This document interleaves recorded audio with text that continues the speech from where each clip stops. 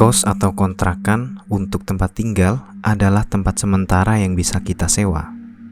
Terkadang, tidak semua tempat sewa tersebut senyaman yang kita harapkan.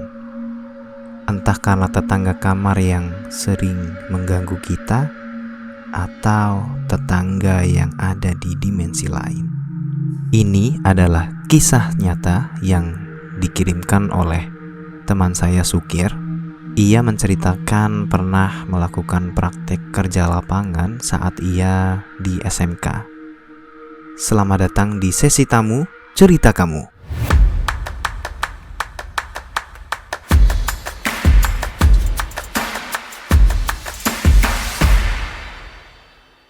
Selamat datang di channel Agak Serem.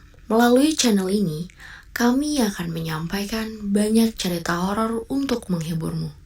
Untuk sensasi yang lebih menegangkan, pastikan kamu menggunakan headset.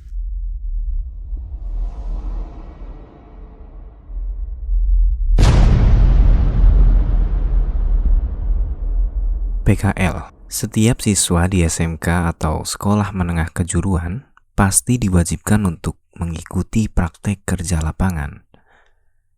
PKL adalah saat di mana siswa mengikuti program pelatihan kerja secara langsung di tempat kerja sesuai kejuruan sekolahnya. Oke. Pada tahun 2015, semasa aku kelas 2 SMK, aku mengikuti PKL di salah satu stasiun TV lokal. Karena aku memang sekolah di SMK dengan kejuruan broadcasting. Aku harus merantau cukup jauh, maka aku dan teman-temanku harus mencari tempat tinggal semasa PKL. Kala itu, aku ditemani dengan 4 teman lainnya. Ada 2 laki-laki dan 2 perempuan. Jadi, kami total berlima. Di hari pertama, kami tiba di tempat PKL. Kami langsung mendatangi kos atau kontrakan terlebih dahulu. Karena kami harus segera meletakkan barang bawaan kami. Kami sudah mempersiapkan tempat tinggal kami jauh hari sebelum kami ke sini. Ya, kami sudah memesan terlebih dahulu sebelum memulai program ini. Kos-kosan kami berdekatan dengan kampus di kota tersebut. Ini adalah salah satu kampus terbesar ya di kota tersebut. Sebagai gambaran, kos ini memiliki 2 bangunan memanjang. Di bangunan barat ada kos khusus laki-laki, sedang di sisi seberangnya adalah kos khusus untuk perempuan. Ya, kebetulan kos kami berhadapan. Bangunan-bangunan ini hanya dipisahkan oleh jalan dengan tekstur tanah yang berbatu kerikil. Kos-kosan ini memiliki beberapa kamar. Pada kos-kosan khusus laki-laki memiliki 5 pintu, sedangkan di kosan perempuan hanya memiliki 4 pintu.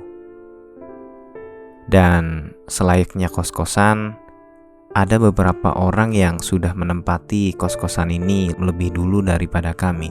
Saat kami datang pun, kami langsung disambut oleh ibu kos yang mengurus tempat ini. Kami dipandu untuk masuk ke dalam kamar kami masing-masing. Dan tempat ini sebenarnya cukup terpencil mengingat lokasinya berada di balik gang. Meskipun ini di tengah kota dan dekat dengan kampus, tempat ini tergolong cukup terisolir. Karena kosan kami tidak dilewati oleh jalan dari gang secara langsung, maka cukup jarang ada orang yang melewati kosan kami. Untungnya beberapa puluh meter dari kosan kami terdapat warung makanan atau ya seperti warung makan Tegal untuk memudahkan kami membeli makanan. Jadi kami tidak perlu repot-repot untuk mencari makanan jauh-jauh dari tempat kosan kami.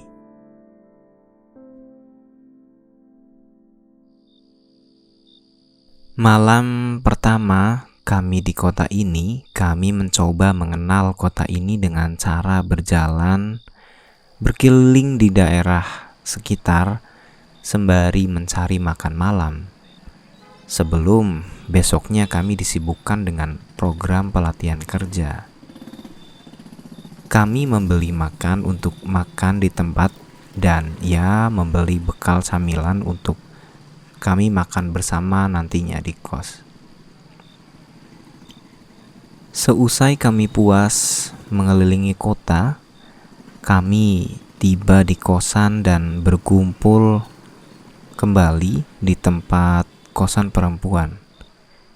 Kami berkumpul di kamar teman perempuan kami. Untuk menghindari fitnah, kami sengaja membuka pintu kamar agar terlihat dari luar.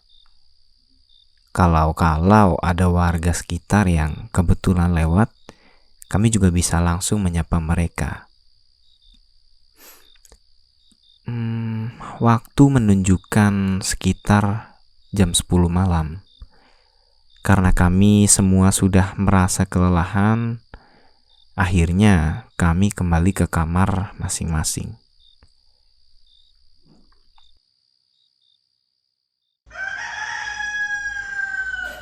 Keesokan harinya, kami semua sudah mulai untuk bertugas di stasiun TV yang kami jadikan untuk prakerin. Semua lancar terkendali dan berjalan baik-baik saja. Namun, saat di tempat praktik, kami berkenalan dengan senior yang sudah bekerja cukup lama di sana. Dia tiba-tiba bertanya secara pribadi padaku. Ia menanyakan di mana aku tinggal. Ya, aku hanya menjawab di kosan sekitar kampus dengan aku menjelaskan secara detail letak geografisnya. Lalu kakak ini menanyakan kembali, apakah kosanmu berada di tempat Pak Darmo? Lalu saya menjawab, iya, betul kak, kenapa ya emangnya? Ada yang aneh dari ekspresi kakak tersebut. Ketika aku memberitahu tempat tinggal sementara kami, ia seperti keheranan.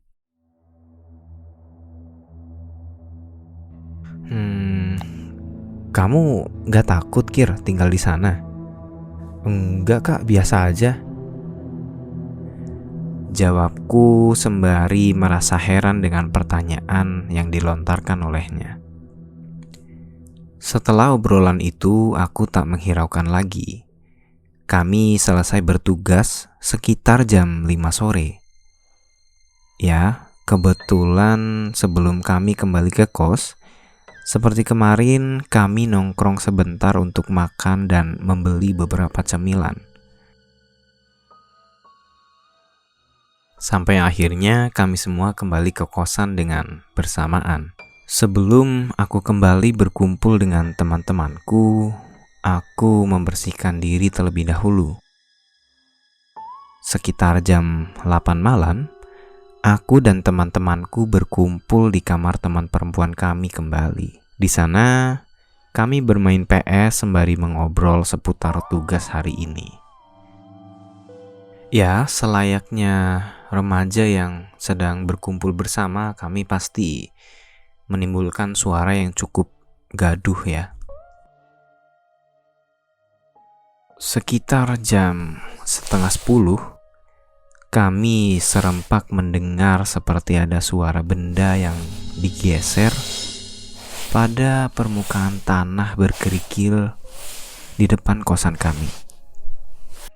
Kami semua refleks menengok ke arah depan, namun tak ada apapun. Ya, kami semua berpikir mungkin ada hewan yang lewat atau apalah. Karena kami sudah mengecek ke bagian samping kanan dan kiri, nyatanya tidak ada manusia ataupun hewan yang lewat. Sebelum kami memutuskan beristirahat, kami iseng untuk menonton konten uji nyali atau konten horor di laptop temanku. Laptop ini milik Teguh. Kami menonton tayangan itu dengan cukup tegang. Tiba-tiba saja kami mendengar suara tertawa melengking seperti kuntilanak dari laptop. Ya, kami memang terkejut, tapi kami semua mengira itu memang suara yang berasal dari laptop atau berasal dari konten yang sedang kami nikmati. Namun, tanpa kami sadari, laptop tersebut tiba-tiba ngehang atau freezing. Ya, layarnya diam dan tidak mau dioperasikan. Yang aneh, suara tertawaan yang membuat kami takut masih saja terdengar. Teman kami Teguh, dia panik. Dia mematikan laptop tersebut dengan paksa dan menutup layarnya. Tapi yang lebih aneh, suara tertawaan tadi masih saja terdengar. Tentu saja ini membuat suasana semakin tegang dan kami refleks berhamburan keluar dari kamar dengan bersamaan. Dengan terengah-engah, kami semua sekarang berkumpul di halaman kos. Sekarang kami pun saling tunjuk siapa yang harus mengecek laptop tersebut. Akhirnya kami sepakat untuk mau kembali ke dalam kos secara bersamaan. Saat kami mengecek laptop tersebut, suara tertawa tadi sudah tak terdengar lagi. Karena situasi sudah tidak kondusif, kami semua kembali ke kamar masing-masing. Tentunya dengan rasa penasaran yang kami simpan masing-masing.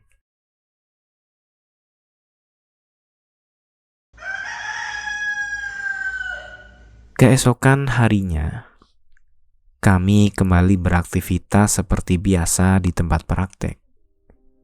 Sewaktu kami sedang istirahat, kami kembali berbagi pandangan tentang kejadian semalam.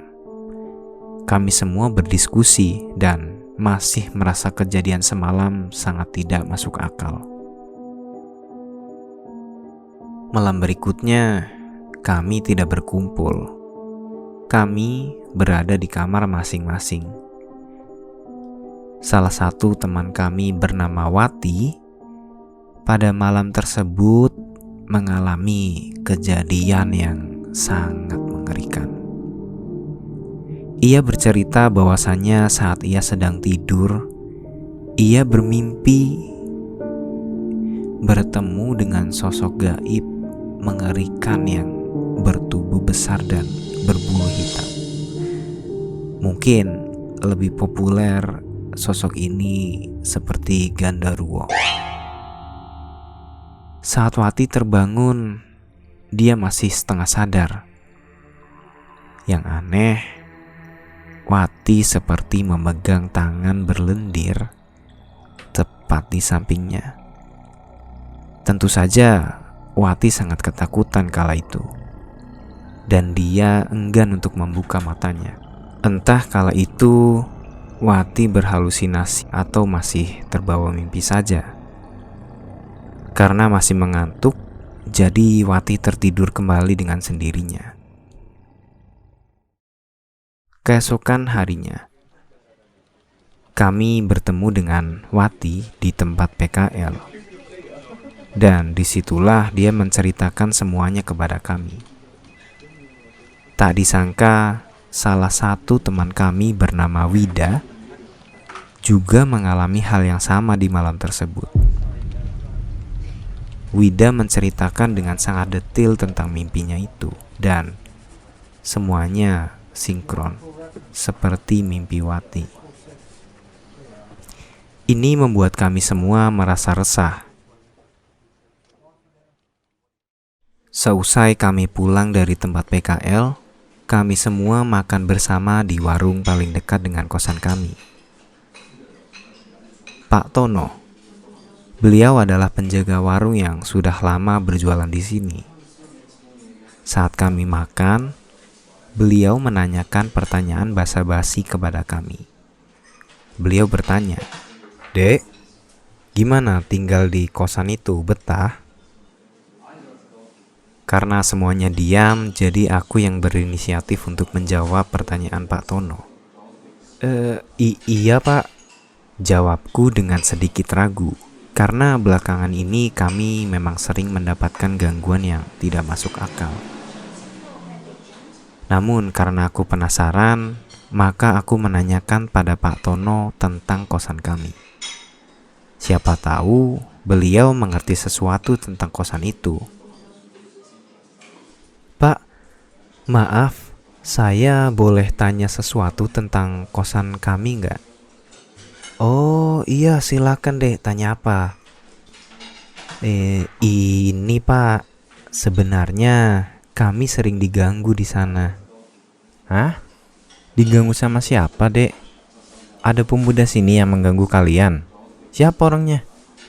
"Bukan Pak Ton. Ini sebenarnya ini lebih ke gangguan yang gak lazim sih. Contohnya kemarin saat teman saya tidur lalu diganggu." Kami menceritakan kejadian aneh dengan detail pada Pak Tono. Semuanya kami ceritakan. Dan yang cukup membuat heran, beliau seperti tidak heran dengan cerita kami. Beliau menjawab dengan santai dan berpesan, "Dek, di ruang tamu ada foto seorang ibu yang pakai selendang di kepalanya."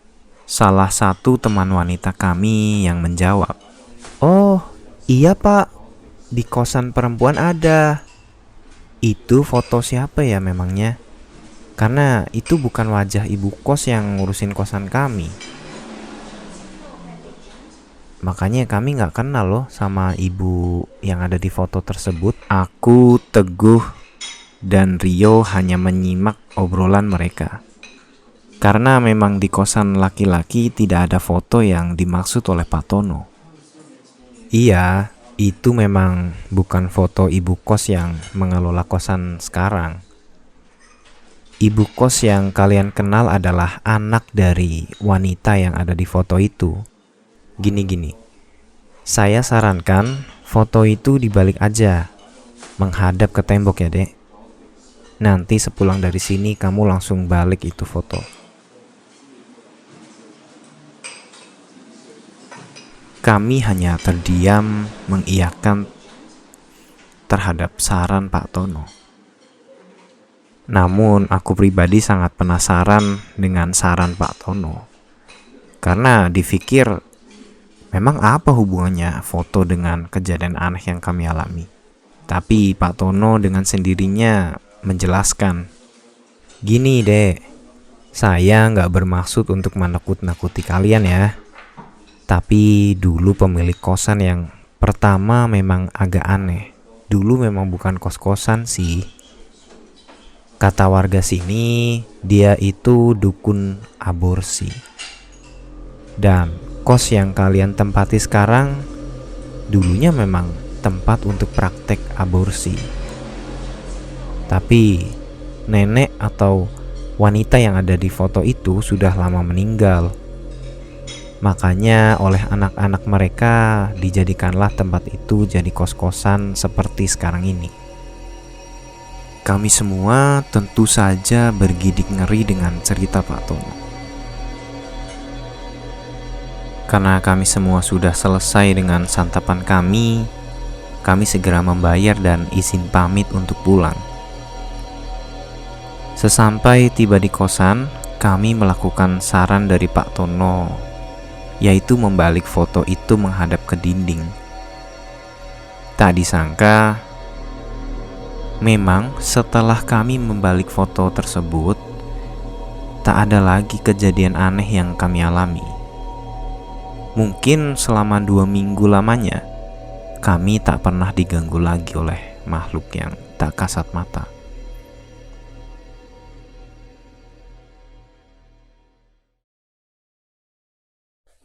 Sampai pada suatu malam, saat aku tertidur pulas, aku mendengar seperti benda yang sedang diseret di jalan berkerikil depan kosan kami. Suara itu membuatku penasaran, sehingga aku mencoba untuk memeriksa suara apa itu. Aku beranjak dari tempat tidurku ke jendela dan mengintip dari balik jendela. Ternyata ada seorang nenek tua yang sedang mengesot di sana. Sangat mengherankan. Pikirku, kenapa ada nenek-nenek yang masih beraktivitas dini hari? Terlebih, nenek itu menyeret kakinya. Dan aku menyadari kalau nenek itu tidak memiliki bayangan. Karena dari seberang memang ada lampu sorot dari sana. Sekarang, nenek itu bahkan membalas tatapan mataku. Tanpa disangka, sosok nenek tersebut memanggil namaku dari jauh. Sukir.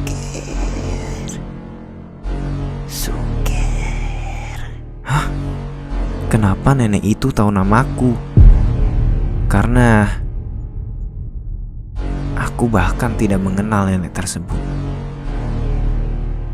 Begitu aku cukup memiliki ketakutan yang segera memuncak, aku langsung menutup kembali gorden jendelaku. Saat itu, kamarku dalam kondisi lampu mati. Tentu saja gelap gulita.